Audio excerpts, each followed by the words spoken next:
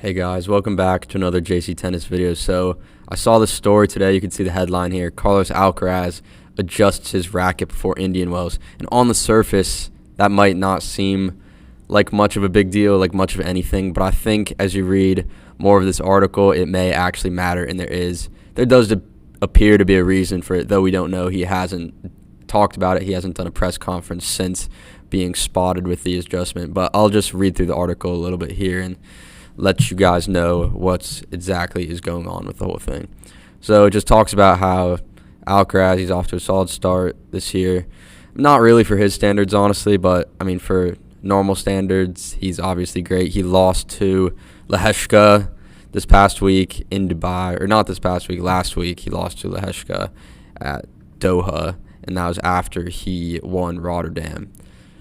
So he's now preparing for the busy stretch of the ATP schedule that features 3 straight Masters 1000s events. He has Indian Wells coming up where he's won it the last 2 times, so he's going to really have his focus on that. A lot of points to defend. He wants to make a push to that number 1 ranking now that Jannik Sinner is out for the next few months.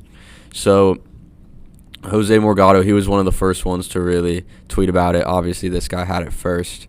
But I don't really need to play the video. It's just him hitting, and he does have different strings in practice. I think Morgado may have been the one to spot it, maybe not. He's sponsored by Babolat and has used the brand's equipment since he was 10 years old. However, Alcaraz was using different strings in practice earlier this week. It could just be an experiment, or it might be an approach for different courts. And then this is the most interesting thing about the article, in my opinion. They talk about how Tsitsipas changed his racket because of slower court conditions and frequent ball changes in Dubai.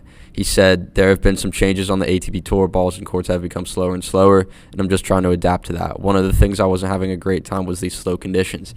And now in Dubai this week, Tsitsipas has beaten Sonego, and he's beaten Kachanov, and he's into the quarterfinals.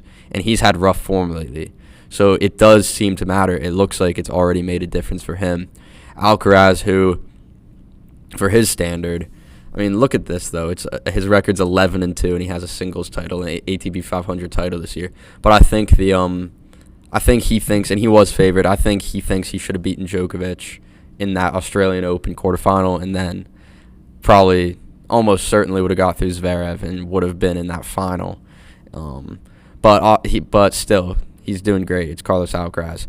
But the great ones always search for some type of edge, some type of advantage, even if they're at the top of the rankings. And that's why he's doing it. I think he's not fully satisfied. And I think if he does take it to Indian Wells, that it could make a difference, because we just seen it with Tsitsipas. He's making a run at Dubai. Imagine he goes and wins the tournament this weekend.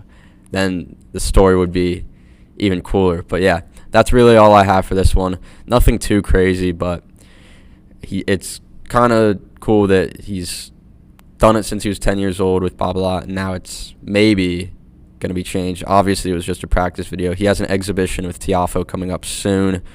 I guess we can all see if he'll be using these new strings in that or not. So that's really all I have for this one, guys. Thanks for watching.